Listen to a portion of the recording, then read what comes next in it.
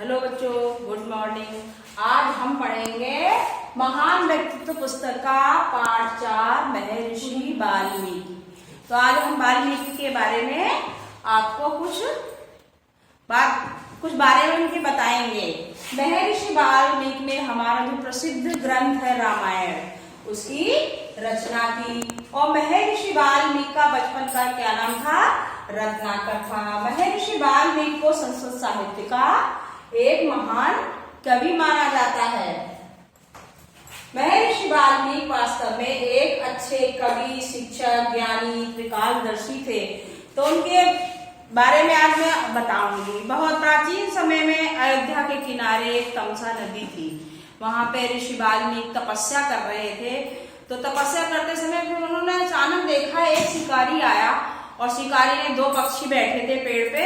एक पक्षी को मार दिया तो दूसरा पक्षी मतलब रोने लग गया, उसका वो करने लग गया कि मेरे साथी को मार दिया। तो वाल्मीकि को बहुत गुस्सा आया। तो उन्होंने एक कविता की रचना की और फिर आगे चल के उन्होंने उसी कविता के उसी कविता को रचना की। फिर वो एक मतलब उनके अंदर ऐसी भाव जागृत हुआ कि उन्होंने रामायण की रचना कर दी।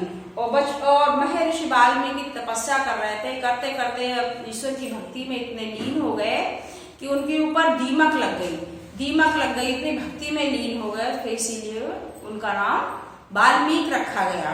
दीमकों ने कर लिया, वो भक्ति में इतने लीन हो गए थे कि उनका नाम वाल्मीकि रखा गया।